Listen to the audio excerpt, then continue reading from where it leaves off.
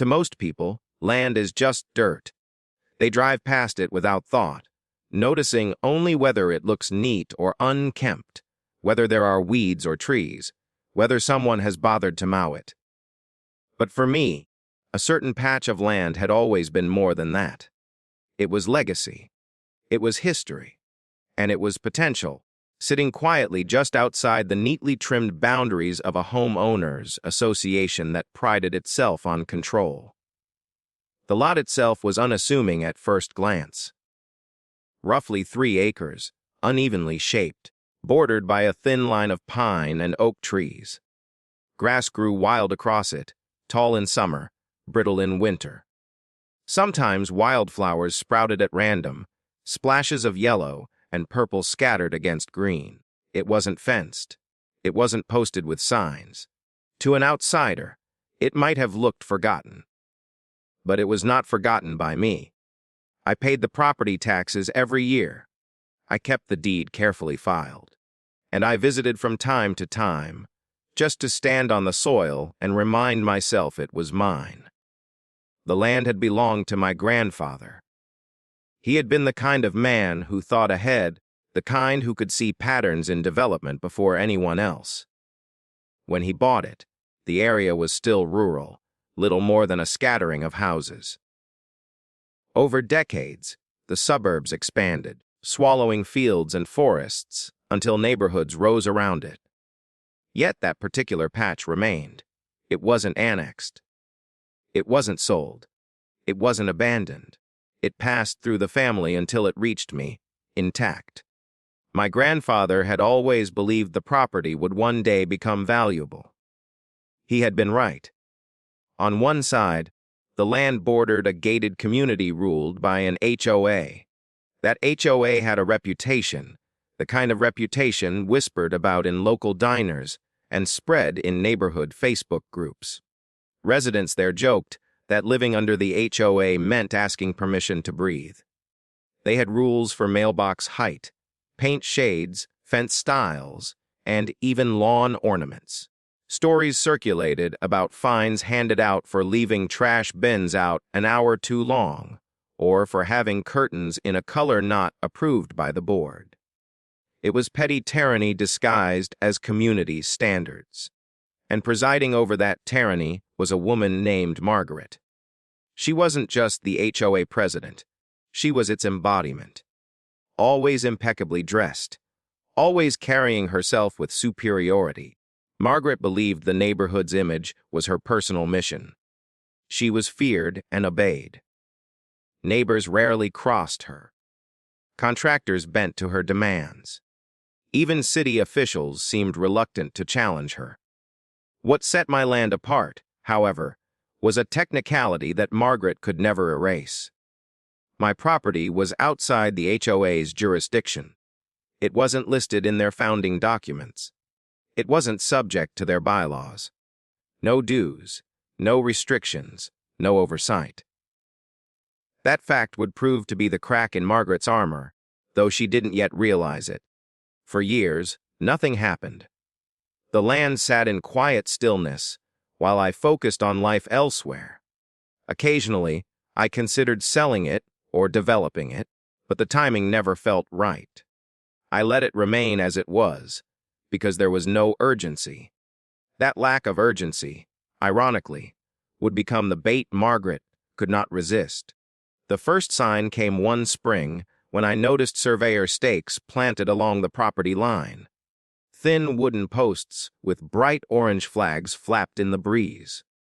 At first, I assumed the city was preparing to run new utilities, maybe widening the road or adjusting easements. But as weeks passed, the activity grew. Heavy machinery rolled in. Crews cleared brush. Trees that had stood for decades were suddenly gone. Piles of soil rose where grass once grew. Curiosity turned to suspicion. I checked county permit records and found Margaret's fingerprints. She had filed documents through the HOA, claiming the land as part of a future development project. How she convinced officials was unclear. Maybe she leveraged her influence. Maybe someone in the permitting office was lazy. Either way, she had secured approval for something major. By summer, the truth was undeniable. They weren't just clearing land, they were building. Concrete trucks arrived, trenches filled with rebar and poured foundation. Soon, walls began to rise, and these weren't the modest walls of a standard house. This was bigger, grander, more ambitious. The frame stretched upward, forming the skeleton of a mansion. The scale was jaw-dropping. 3 stories, wide balconies, expansive windows. The kind of home one sees in glossy magazines, not typical suburban streets. Neighbors gossiped constantly. Some whispered admiration, others jealousy. But all of them knew Margaret was behind it. By autumn, landscaping crews sculpted the grounds. Decorative stone walls curved around future gardens. A swimming pool was carved into the backyard, complete with space for a cabana. Rumors spread that Margaret was sparing no expense, importing materials, hiring the best designers. By winter, the estimate floating around was nearly $6 million. Whether exact or not, the truth was obvious: this was not an ordinary home. It was a villa. Through it all, I stayed silent. Any ordinary landowner would have intervened. They would have stormed into offices with the deed, halted construction, demanded justice. But I did not. I watched, recorded, and documented every truck delivery, every milestone, every luxury fixture installed. I photographed it. I stored copies of county filings. I kept drone footage. Slowly, I built a portfolio of evidence, because I knew something Margaret did not. My deed was unassailable. The land was mine. Her palace sat on soil she did not own. And the more she invested, the deeper her mistake became. It was almost surreal to watch. On one hand, I felt a twinge of bitterness, seeing my family's land transformed under someone else's vision. But stronger than bitterness was anticipation. I knew the trap was closing. With every marble tile laid, with every chandelier hung, with every dollar Margaret poured in, the moment of truth drew closer. Neighbors marveled as the villa neared completion. Margaret bragged openly, calling it her crown jewel, claiming it would raise property values for the whole HOA. She hosted walk-throughs, showing off imported stone, high-end kitchens, spa-like bathrooms. She smiled like a queen awaiting coronation, and I smiled quietly, knowing that beneath the marble floors, beneath the luxury finishes, beneath the illusion of her empire, the foundation was not hers. It was mine. By the end of the first year, the house stood nearly finished. Lights glowed in its grand windows. Landscaping shaped the grounds into manicured perfection. It was everything Margaret had dreamed of, and it was sitting squarely on my land. I knew then that timing was everything. To confront too early would have stopped construction, leaving only partial value at stake. But to wait until completion, that was where the true advantage lay. Because when the final nail was hammered, when the last bill was paid, when Margaret believed it was fully hers, the shock of reality would strike hardest. And so I prepared for the moment. The paperwork was organized, the evidence cataloged, the deed safe. I was ready. Because soon, very soon, the world would learn the truth. The $6 million villa Margaret believed was hers belonged entirely to me. And when that revelation landed, it would shake the entire neighborhood, the HOA, and Margaret herself to their core. The day the final touches were completed on Margaret's villa, the neighborhood seemed to buzz with electricity. Cars slowed as they drove past. Neighbors walked their dogs along the edge of the lot just to catch a glimpse, and whispers spread like wildfire. The towering home gleamed in the sunlight, its marble columns reflecting shades of cream and gold, its roof tiles sparkling as though each had been polished by hand. It was no ordinary home. It was a statement, a declaration of wealth, power, and control. Margaret had succeeded in creating something that dwarfed every other property in the HOA. Where other homes were respectable two-story brick houses with manicured lawns, hers was a palace with sprawling gardens and a backyard oasis that could rival resorts. For Margaret, it was the pinnacle of her reign as HOA president. She strutted across the newly paved driveway in high heels, waving to passers-by with the confidence of royalty. She spoke often about how the villa would set the tone for the community, attracting attention from prospective buyers, raising the value of surrounding homes, and cementing the HOA as one of the most desirable neighborhoods in the region. But beneath her smiles and boasts, the truth waited like a buried landmine. Every inch of stone, every beam of wood, every square foot of luxury sat on ground that was not hers. The villa, despite its grandeur, was a castle built on sand. My patience had carried me this far, but with construction complete, the time for silence was ending. It was time to set the trap. I began by tightening my documentation. Every photo, every video, every record was double, checked and organized chronologically. From the first surveyor's stakes to the delivery of the final truck, I had evidence. I had images of bulldozers tearing into soil that legally belonged to me. I had drone footage showing the foundation being poured. I had close-up shots of luxury materials being unloaded, stamped with delivery dates. The story was airtight. Next came the legal side. I consulted with a property attorney, laying out the deed, the title history, the tax records, all showing uninterrupted ownership stretching back decades. The attorney was stunned. "They built this without your consent," he asked after reviewing everything. His advice was clear. The law was on my side. No amount of HOA influence or personal arrogance could erase the fact that the land, and therefore the house, was mine. But he also warned me of what was coming. Margaret would not go quietly. People like her rarely do. She would fight, deny, manipulate, and try to bend reality to her will. She would leverage her connections, spread rumors, and use the HOA as her personal army. But none of that would change the truth. The paperwork was unbreakable. I weighed my options carefully. One path was direct confrontation. March onto the property, deed in hand, and demand she leave immediately. Another was legal filing. Take her to court, present my proof, and let the system strip the villa from her piece by piece. But I wanted more than justice. I wanted the impact, the spectacle, the undeniable moment when Margaret's empire crumbled publicly. Timing was everything. And then, almost like fate, Margaret handed me the perfect opportunity. She announced she would be hosting a grand unveiling party at the villa. Invitations spread quickly across the neighborhood, promising an evening of elegance, champagne, and tours of the luxurious home.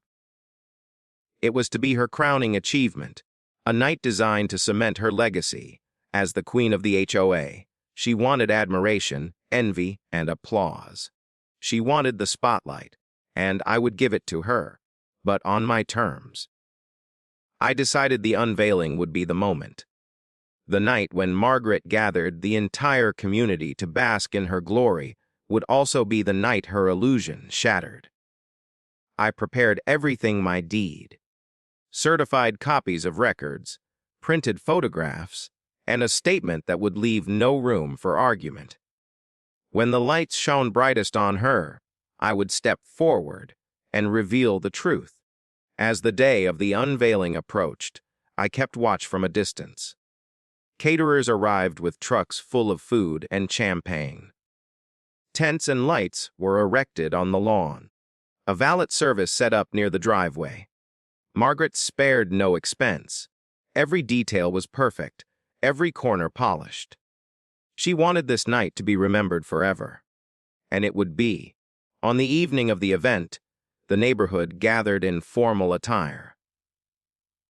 Luxury cars lined the streets, their headlights cutting through the dusk. Laughter and chatter filled the air as people admired the villa's grandeur. The interior glowed with chandeliers, music drifted from hidden speakers, and servers in crisp uniforms carried trays of sparkling drinks. It was everything Margaret had dreamed of. She stood at the entrance, dressed in a shimmering gown, greeting each guest with the poise of a queen. Compliments poured over her. How stunning the house was, how incredible the design, how impressive her vision. She beamed with pride, soaking it all in, but beneath the surface, I knew what was coming. My heart pounded with anticipation, not fear but focus. I had waited for this moment, prepared for it meticulously. Every detail was in place. When the evening reached its peak, Margaret gathered the crowd in the grand foyer, beneath a crystal chandelier that sparkled like ice. She raised her glass and began a speech, her voice ringing with triumph. She spoke of hard work, of leadership, of how the villa symbolized the future of the community. Applause echoed off marble walls. And then, when the room was thick with admiration, I stepped forward. With calm precision, I introduced myself, not as a guest, but as the rightful owner of the land beneath their feet. The crowd quieted, confusion rippling through the room. I held up the deed, certified and sealed. I explained the history of the property, how it had belonged to my family for decades, how I had never sold, never transferred, never given consent. And then I revealed the truth, Margaret's $6 million villa, her crowning achievement, her monument to power, was built entirely on land that did not belong to her. Gasps spread through the crowd. Murmurs erupted. Faces turned from admiration to shock. Margaret's smile froze, then faltered. She tried to laugh it off, to wave away the claim as nonsense. But as I laid out photographs, county records, and documented proof, the room shifted further. People stared, whispered, doubted her. The illusion cracked. Her voice rose, desperate, defensive. She insisted it was her project, her property, her vision. But the deed in my hand was unassailable. No speech, no denial, no arrogance could erase the black and white truth of legal ownership. By the end of the night, Margaret's party was no longer a celebration. It was a spectacle of downfall. Guests slipped away, whispering as they left. The champagne sat untouched. The music faded. And Margaret, once the queen of the neighborhood, stood pale and trembling in the ruins of her own triumph. For me, it was only the beginning. The confrontation was done, but the battle was far from over. Margaret would not surrender quietly. She would fight tooth and nail, using every weapon at her disposal. The HOA board, local officials, contractors, even neighbors. She would try to rally them all. But she was fighting against truth, against paper, against law. And that was a battle she could never win. Still, I knew the storm ahead would be fierce. And as I walked away from the crumbling party, deed still in hand, I felt the weight of what was coming. The fight for the villa had only just begun. The night of the unveiling party marked the collapse of Margaret's carefully constructed illusion. In the days that followed, the aftershocks rippled through the community like an earthquake. What had once been whispered admiration for her villa turned into hushed speculation, confusion, and disbelief. Neighbors who had toasted champagne in her marble foyer now exchanged wary glances across sidewalks and in grocery store aisles. The HOA, usually a fortress of order, found itself buzzing with rumors. Emails flew through neighborhood listservs. Posts in private social media groups exploded with questions. People wanted answers. Had Margaret truly built her mansion on land that wasn't hers? Was it possible she had overstepped so recklessly? Margaret, however, did not retreat. She doubled down. In her mind, Her authority as HOA president and her reputation as the neighborhood's matriarch would shield her. She called emergency board meetings, insisting the claims I had made were lies, fabrications by someone seeking to tarnish her success. She pointed to her permits, her architectural plans, her long, standing position in the community as evidence that she was in the right. But no matter how she spun it, one fact stood firm: I had the deed. Word spread quickly that I had shown documents, sealed and certified, proving my ownership of the land. For every neighbor Margaret convinced, 2 others grew skeptical. And as uncertainty spread, her once unshakable grip on the HOA began to weaken. I watched this unfold from a distance, calm and deliberate. It would have been easy to rush into court immediately, to file lawsuits and injunctions. But I wanted Margaret to twist, to feel the weight of her crumbling empire before the final blow fell. So I let her fight, knowing each denial only deepened her desperation. It wasn't long before Margaret escalated. She tried to contact me directly, leaving messages demanding I retract my statements, accusing me of slander. When I did not respond, she shifted tactics. Letters arrived from the HOA board, claiming I had trespassed by attending the unveiling and threatening fines if I set foot on their property again. I ignored them. The letters carried no weight.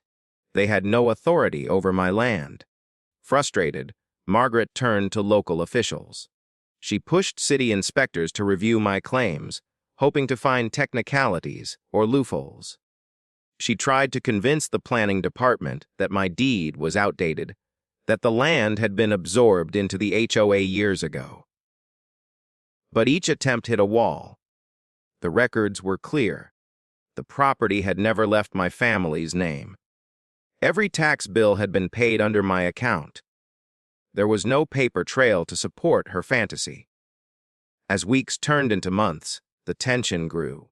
Margaret continued living in the villa, entertaining guests, and maintaining appearances, but the cracks in her facade widened. Contractors began whispering about unpaid invoices. Some suppliers claimed Margaret had promised bonuses once the villa was secure. But those payments never came. Legal notices started arriving at her door. For the first time, Margaret's power showed weakness. Meanwhile, my attorney filed the first official motion, a property claim that established my ownership beyond doubt and requested immediate recognition from the court that the villa, sitting on my land, was legally mine. The filing sent shockwaves through the neighborhood. It was one thing to hear rumors at a party. It was another to see court documents circulating, stamped and dated, proving Margaret's mistake. The HOA board panicked. They convened multiple emergency meetings, debating how to handle the scandal. Some members argued they should distance themselves, claiming Margaret had acted independently. Others insisted the HOA should stand by her, fearing that abandoning their president would make the entire community look weak. In the end, indecision reigned. The once united board was fractured, unsure how to proceed. For me, the process was slow but steady. Court cases move at their own pace, filled with filings, responses, and deadlines. But each step forward was another nail in Margaret's coffin. She filed countersuits, alleging fraud, harassment, even conspiracy. None held weight. Judges dismissed them one by one, citing lack of evidence. My deed remained the immovable pillar in the storm, and yet Margaret's arrogance would not allow her to admit defeat. She clung to her image with every ounce of strength. She hosted dinners at the villa, parading guests through rooms she decorated with imported art and luxury furniture. She gave speeches at HOA meetings, declaring the baseless attacks against her would soon be disproven. She smiled for photos, her jewelry glinting, her posture perfect. But behind closed doors, her world was collapsing. Neighbors began to distance themselves. Invitations to social gatherings dwindled. Contractors refused to work with her without upfront payment. The once steady stream of allies dwindled into silence. Even her closest supporters on the board began avoiding her calls, unwilling to tie themselves to her sinking ship. Then came the moment that changed everything: a preliminary court ruling. The judge, reviewing the deeds and records, issued a statement affirming that ownership of the land was indisputable. While the case for the villa itself would take longer to resolve, the foundation of the argument was now set in stone. The land was mine. Margaret had built her $6 million palace on property she never owned. The news spread quickly. Local papers picked up the story, spinning it as a cautionary tale of hubris and oversight. Headlines described how an HOA president's ambition had led to one of the most outrageous property disputes in recent memory. Reporters called it the mansion on borrowed ground. Strangers online debated who was at fault. Some mocked Margaret's arrogance. Others speculated about how such a blunder could even happen. For Margaret, it was humiliation on a public scale. Her name, once synonymous with control, was now tied to scandal. She lashed out at reporters, calling them vultures. She accused me of orchestrating a smear campaign.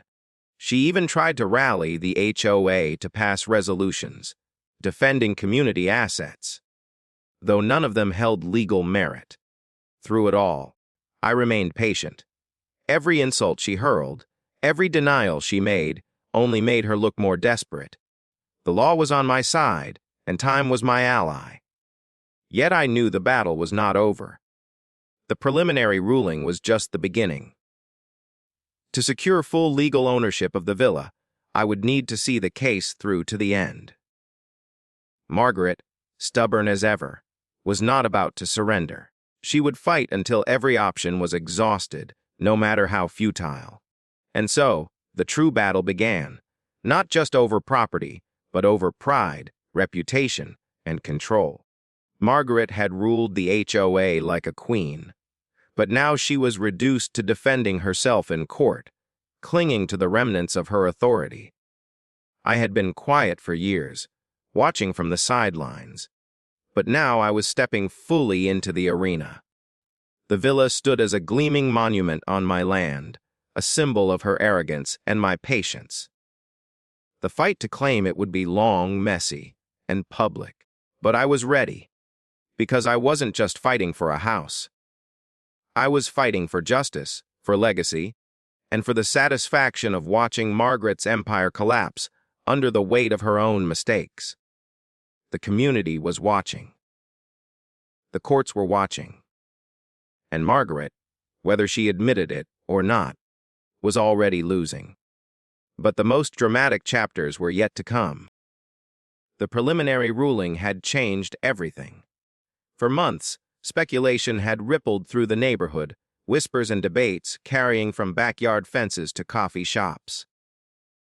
But now, with the judge's first statement firmly establishing my ownership of the land, the foundation of Margaret's defense was gone. It was no longer a question of whether the property was mine. That was fact. The only question left was what would happen to the $6 million villa that stood on top of it. The courtroom war began in earnest soon after. Margaret, unwilling to concede, brought in a team of attorneys. They arrived in expensive suits, armed with binders of documents, determined to twist the narrative into something. Anything that might salvage her pride. Her strategy was simple. If she could not deny the land was mine, she would try to argue that the house, built at her expense, belonged to her. Her lawyers argued tirelessly that while the dirt beneath the villa was mine, the structure itself was separate property. They claimed Margaret had poured millions into construction, and that it would be unjust for me to benefit from her investment. They painted me as opportunistic, someone who had sat idly by, waiting to swoop in at the last moment to claim a prize I hadn't earned. They spun stories of hardship, of betrayal, of a woman messled by paperwork and bureaucracy. But the law is colder than sympathy. My attorney countered with precision. He pointed out that at no point had I given consent for construction. He reminded the court that Margaret had acted unilaterally, filing fraudulent documents and securing permits under false pretenses. He presented evidence that I had maintained tax payments, title history, and uninterrupted ownership for decades.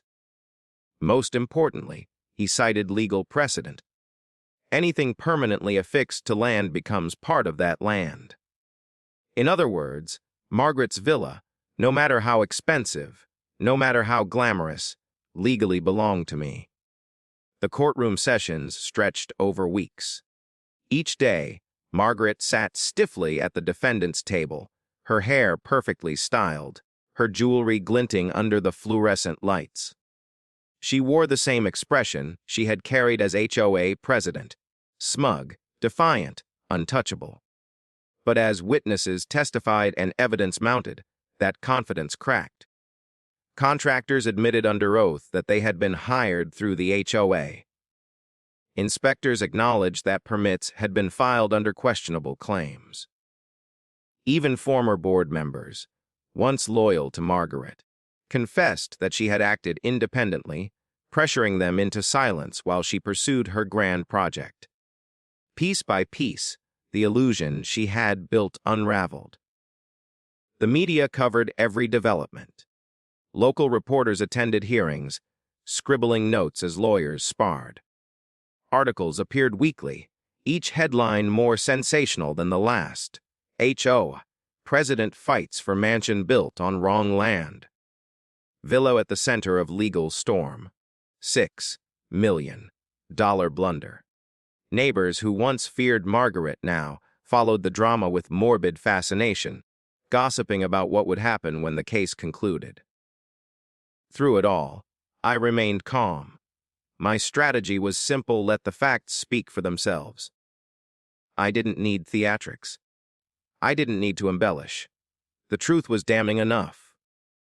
Margaret, however, leaned on theatrics heavily. She took the stand in her own defense, delivering long speeches about her dedication to the community, about how the villa was intended to benefit everyone, about how she had been missiled by incomplete records. She portrayed herself as a victim of bureaucracy, as someone unfairly targeted by a vindictive landowner. But cross-examination shattered her facade. When pressed on why she never contacted me before building, she stumbled. When asked why she filed documents claiming the HOA owned the land, she dodged. When presented with photos of surveyors trespassing months before construction began, she faltered. Her arrogance, once her shield, became her downfall. The judge was not swayed by glamour or speeches. Judges deal in law, not reputation, and the law was clear. As the case dragged forward, Margaret's desperation grew. She tried to delay proceedings, filing motions to stall, requesting continuances, attempting to drown me in paperwork. But each attempt only postponed the inevitable. The court system, though slow, grinds steadily forward, and every day that passed brought her closer to the cliff's edge. Outside the courtroom, Margaret's life was unraveling. The HOA board had grown weary of the scandal. Residents petitioned for her removal as president, citing embarrassment and distrust. Meetings once dominated by her voice turned into battlegrounds, with neighbors demanding accountability. One by one, her allies abandoned her, unwilling to go down with her sinking ship. Eventually, the board voted her out, stripping her of the title she had clung to like a crown. For Margaret, it was a devastating blow. Without the HOA presidency, she lost not only influence, but also the very identity she had built her life around. She was no longer queen of the neighborhood. She was a disgraced former leader, fighting desperately to hold onto a house that wasn't hers. The trial reached its climax after months of filings, testimonies, and arguments. The courtroom was packed the day closing statements were delivered. On one side, Margaret's lawyers argued passionately about fairness, insisting that awarding the villa to me would amount to unjust enrichment. On the other, my attorney stood calmly, reminding the court that law cannot bend to sympathy, that ownership is ownership, and that Margaret had knowingly built on land she did not possess. When the judge delivered the ruling, the room fell silent. The land was mine, undisputed. The villa, as a permanent fixture, was also mine. Margaret had no legal claim, no right to remain, and no recourse for compensation. The judgment was absolute. Gasps echoed through the courtroom. Margaret sat frozen, her face drained of color, her hands trembling as the words sank in. For the first time, the reality she had fought so hard to deny was undeniable. The villa she had poured her fortune into, the crown jewel of her reign, the monument to her arrogance, was gone. It belonged entirely to me. The aftermath was chaos. Reporters swarmed the courthouse, cameras flashing as the story spread nationwide. News outlets framed it as one of the most shocking HOA dramas in years, a tale of hubris and downfall. Commentators debated whether Margaret was a villain or a tragic figure undone by ambition. Social media exploded with memes, jokes, and hashtags mocking the queen without a castle.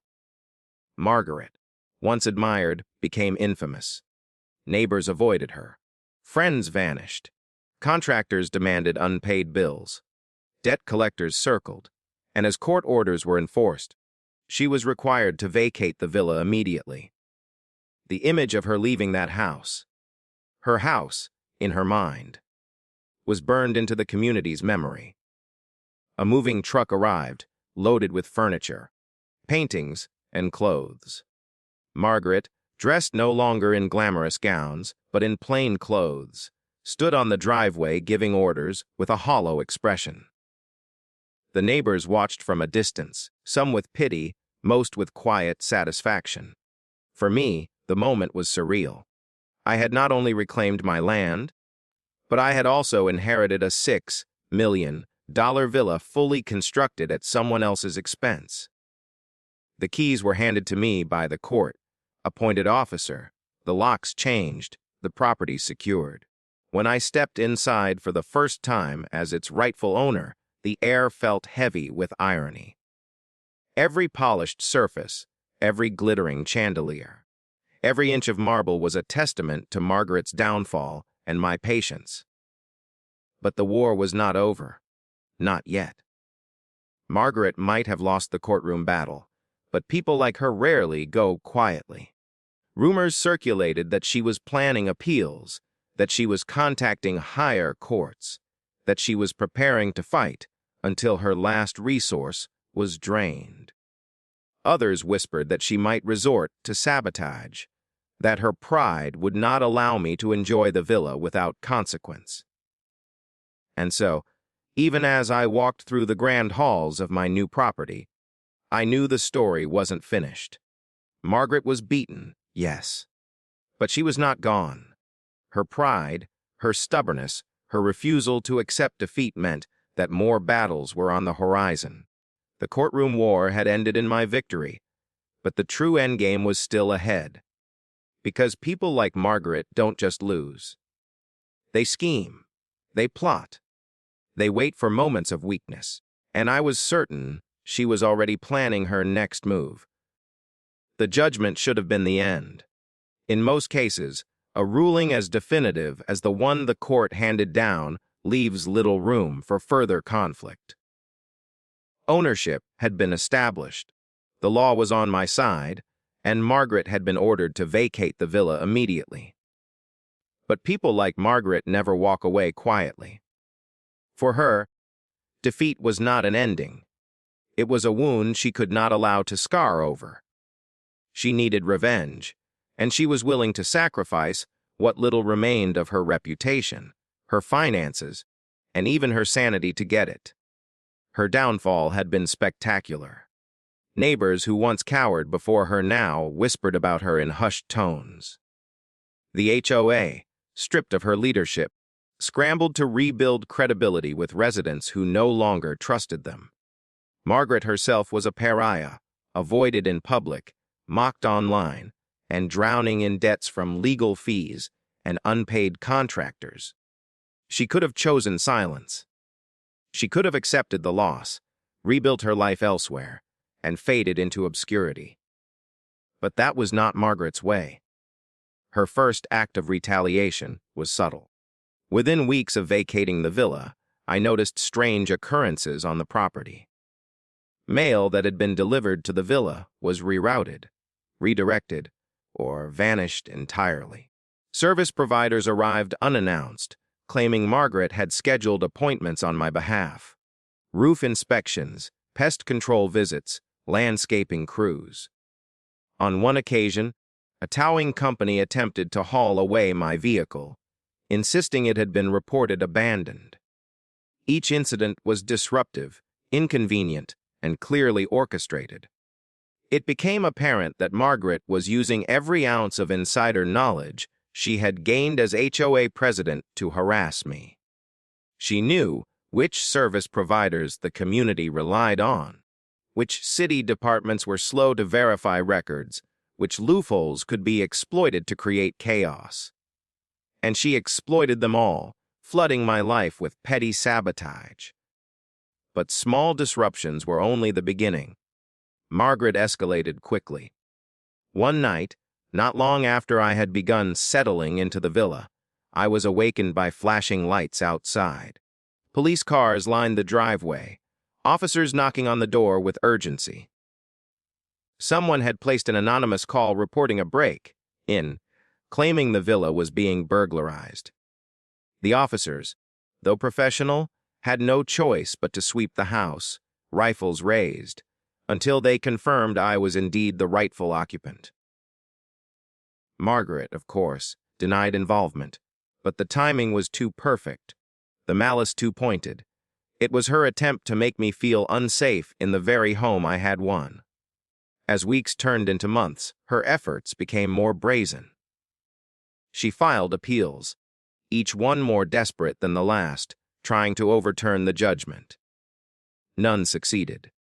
She lodged complaints with the county, alleging building violations, zoning infractions, environmental concerns. Inspectors arrived repeatedly, only to leave shaking their heads, frustrated at being dragged into a feud that had no merit. Every complaint was baseless, every accusation hollow. Yet the sheer persistence of her campaign made life exhausting. The neighborhood, once merely curious, now grew wary of her antics. Residents began documenting sightings of Margaret skulking around the community late at night, parking her car near the villa, watching from a distance. Some said she was keeping a log of comings and goings. Others believed she was plotting something more sinister. Whatever the case, her obsession with the property had consumed her entirely. It all came to a head one humid summer evening. I returned home to find the gates of the villa vandalized. Spray, painted in bold, red letters were the words. Estiol. Across the pristine walls of the house, more graffiti screamed accusations of theft and betrayal. The act was unmistakably Margaret's, a public declaration of her resentment. Neighbors gathered, whispering in shock, their phones out to capture photos that would circulate on social media within minutes. That incident marked a turning point. I reported the vandalism immediately, and for the first time, law enforcement began taking Margaret's behavior seriously. Restraining orders were discussed. Security cameras were installed around the property, capturing every angle. I refused to let her scare me out of the home she had so foolishly built on my land. But Margaret wasn't finished. Her financial ruin only deepened as she poured what little she had left into fighting me. Rumors swirled that she had mortgaged her personal home, liquidated savings, even borrowed from friends in a last-ditch effort to finance her war. Yet the more she fought, the more she lost. Appeals drained her resources. Legal fees mounted. Contractors still hounded her for unpaid bills. Creditors circled like vultures, waiting to tear apart what remained of her life. Desperation made her reckless. One night, long after midnight, the security cameras caught her trespassing. Dressed in dark clothes, she slipped onto the property with a crowbar in hand. She moved from window to window, testing locks, searching for a point of entry. When alarm sounded, she bolted into the night, but not before the cameras captured her face in perfect clarity. The footage, handed over to police, left no room for denial. It was Margaret, the once powerful HOA president, reduced to a would-be burglar sneaking through the shadows of the house she had lost. That incident shattered what little remained of her credibility. The restraining order was granted swiftly. She was barred from coming within hundreds of feet of the villa, her access to the community restricted. Neighbors who once pitied her now shook their heads, disgusted by her decline. What had begun as a legal dispute had devolved into obsession, and Margaret was losing herself completely. Yet even as the restraining order took effect, I knew it was only a matter of time before she tested its limits. Pride is a powerful force, and Margaret's pride was a black hole, devouring logic, reason, and restraint. Her final act of revenge came not through the courts, not through sabotage, but through the community itself. In a last desperate attempt to salvage her legacy, Margaret began spreading rumors. Dark, insidious lies whispered to anyone who would listen. She told neighbors that I had tricked the courts, that I had forged documents, that I was the true fraud who had stolen both land and home from her. She painted herself as the tragic heroine of the story, the victim of a system stacked against her. Some believed her, at least at first. Gossip thrives in communities, and doubt spreads faster than truth. For weeks, I felt the sting of sideways glances, overheard whispers, and cold shoulders from those who questioned whether I had indeed manipulated events for my gain. But as time passed, the evidence of Margaret's instability was impossible to ignore. Her vandalism, her trespassing, her courtroom theatrics. All of it revealed who she truly was. The lies crumbled under the weight of her actions, leaving only the truth that Margaret had been the architect of her own downfall. By the time autumn arrived, Margaret was unrecognizable. Her wealth was gone, her reputation destroyed, her allies vanished. The once proud president of the HOA now lived in a small rental outside the community, her former home repossessed, her life in ruins. She had fought until there was nothing left to fight with, and still she could not accept defeat. I, meanwhile, thrived. The villa was mine, legally, irrevocably. I had endured the harassment, the appeals, the sabotage, and the slander. And I had won. Yet even as I enjoyed the sprawling luxury of the property, I could not ignore the lingering sense that Margaret was not finished. People like her rarely fade away quietly. Her obsession had become something darker, something beyond property or pride. It was personal now. And while the law had silenced her in court, her hatred burned hotter than ever. The stage was set for a final confrontation. Margaret had lost everything: her money, her home, her power, her pride. She had nothing left to lose. And that made her more dangerous than ever. The story of Margaret should have ended the moment the gavel came down in court. The land was mine, the villa was mine, and the law had spoken with clarity that left no room for argument. But Margaret was not the kind of person who accepted endings. She was the kind of person who dragged them out, clawing at the air, refusing to sink even as the weight of her own mistakes pulled her under. And so, even after the courts had ruled, after the restraining orders had been issued, after her wealth and her reputation had evaporated, she lingered in the background, plotting one final act of defiance. The months that followed the restraining order were unnervingly quiet. For the first time since construction began, I was able to enjoy the villa without constant harassment. The neighborhood returned to a semblance of normalcy, and the endless stream of inspectors, reporters, and police finally ebbed away. I filled the halls with my own belongings, decorated the rooms to my taste, and began to feel like the house truly belonged to me. Yet the quiet never felt permanent. It was a silence loaded with tension, like the heavy stillness before a storm. Everyone in the neighborhood sensed it. Margaret was gone, yes, but gone in a way that felt temporary, as though she were crouching just beyond sight, waiting for an opportunity. Her obsession with the villa was not merely financial. It was emotional, almost spiritual. That house had been her legacy, her crown jewel, her symbol of dominance. Losing it had gutted her, and the hatred she carried toward me was the only fire she had left. The first signs of her return came in whispers.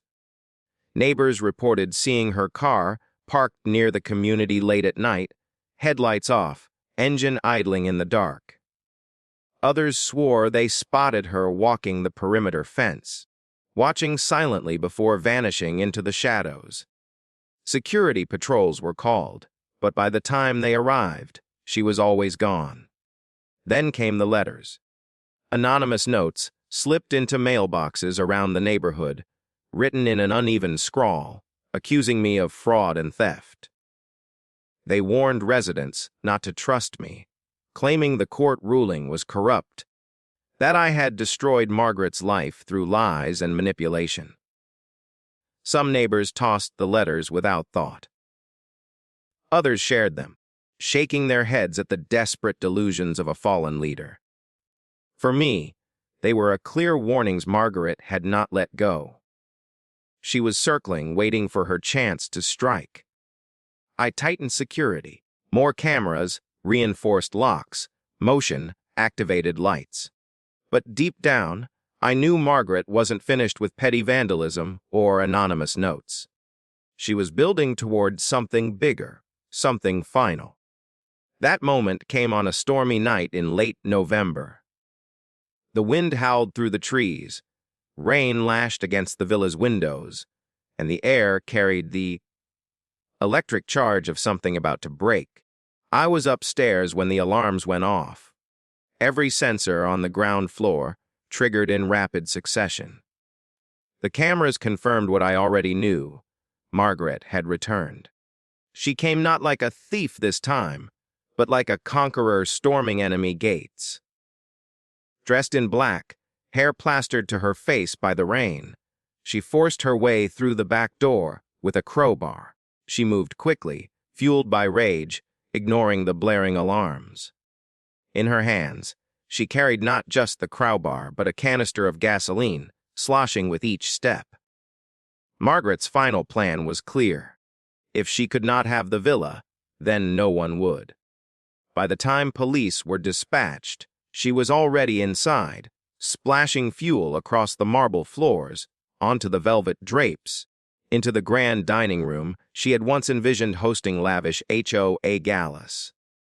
Cameras recorded everything, the wild look in her eyes, the trembling set of her jaw, the muttered curses spilling from her lips. She was beyond reason, beyond fear, beyond redemption.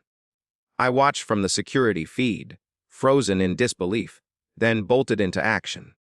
The restraining order meant nothing to her anymore. She wasn't there to scare me. She was there to destroy everything. When I confronted her, the scene was surreal. Margaret stood in the center of the grand hall, gasoline pooling around her shoes, a lighter clenched in her trembling hand. The chandelier above, once a symbol of her imagined glory, glistened in the reflection of the spreading fuel. Her eyes met mine, and in them I saw not the commanding, smug HOA president of old, but a broken woman, hollowed out by pride and hatred. She screamed accusations, though I barely heard them over the pounding of my own heartbeat and the shrill cry of the alarm system. Time seemed to slow. The lighter flicked open, the small flame dancing inches from the fumes. It was then that fate, not me, decided the ending. A crash of thunder shook the villa, and the power surged. The sudden flicker of light startled her, just enough for the flame to sputter out of her control. The lighter clattered to the ground, extinguished before it could ignite the fumes. For a split second, Margaret froze. Then the sound of sirens shattered her paralysis. Police flooded into the villa moments later, weapons drawn, voices commanding her to drop everything. Margaret collapsed into their custody, screaming incoherently, her final attempt at revenge torn away in an instant. The aftermath was swift and merciless. Trespassing, vandalism, attempted arson, violation of a restraining order. The charges stacked higher than she could hope to fight. Her days of courtroom manipulation were over. No sympathetic judge, no legal loophole, no expensive attorney could save her from the evidence captured on camera that night. Neighbors watched as Margaret was driven away in the back of a patrol car, rain streaking the windows, her face pale and twisted with defeat. The once feared president of the HOA was now nothing more than a criminal, her reputation reduced to ash long before the house she had tried to burn. In the days that followed, the community finally breathed freely. The threat was gone. Margaret would not return this time, not with the weight of the law pressing firmly against her. The villa stood unharmed, though the smell of gasoline lingered for weeks, a haunting reminder of how close I had come to losing it all. And me. I stood in the middle of the grand hall, staring up at the glittering chandelier, and realized the true weight of what had transpired. Margaret had spent years building her empire on arrogance and intimidation. She had believed herself untouchable, above the law, above her neighbors, above consequence. And yet, in the end, it was that very arrogance that destroyed her. She had built a $6 million villa on land she didn't own, and by the time she realized her mistake, it was too late to turn back. I didn't need to take revenge. I didn't need to gloat. The universe had delivered justice in a way more poetic than anything I could have orchestrated. I simply had to stand my ground, remain patient, and let her pride lead her to ruin. The villa remained mine, not because I fought harder, but because Margaret had built her legacy on someone else's foundation. She mistook ambition for entitlement, manipulation for strategy, power for permanence. And when the cracks appeared, the entire structure collapsed. The neighborhood moved on, stronger for the lesson. The HOA reformed. New leaders chosen who swore never to repeat Margaret's mistakes. Residents who once whispered in fear now laughed about the absurdity of her downfall. Relieved that the reign of their self-proclaimed queen had ended. As for Margaret, her name became a cautionary tale, not just in our community, but far beyond. The media turned her story into a viral spectacle, a modern parable about greed, pride, and downfall. Online forums dissected every twist and turn. Commentators shook their heads at the sheer audacity, and strangers marveled at how a $6 million villa had been built by the wrong person, in the wrong place, for the wrong reasons. And me. I simply lived in the house. I enjoyed the marble floors, the vaulted ceilings, the panoramic windows that overlooked land that had always been mine. I walked through halls Margaret had once envisioned as her palace and felt no guilt, no shame, only the quiet satisfaction of knowing I had played the long game and won. Not through schemes, not through lies, but through patience, persistence, and the simple, undeniable truth. Margaret's villa was my villa now. Her downfall was my inheritance. Her arrogance was my victory. The story ended not with flames consuming the house, but with justice consuming the one who thought she could take what was never hers. And as I locked the doors each night, the villa standing silent and strong around me, I knew one thing with absolute certainty. Margaret had built her dream on my land. And in doing so, she had built my future. And that wraps up today's story. If you enjoyed this wild ride of drama, property battles, and karma served cold, make sure to hit that like button, share this story with your friends, and of course, subscribe to the channel so you never miss the next unbelievable twist. Your support helps us keep bringing you more jaw-dropping stories just like this one. So stick around, because there are plenty more battles, mysteries, and dramatic showdowns coming your way. Until next time, thanks for watching, and stay tuned.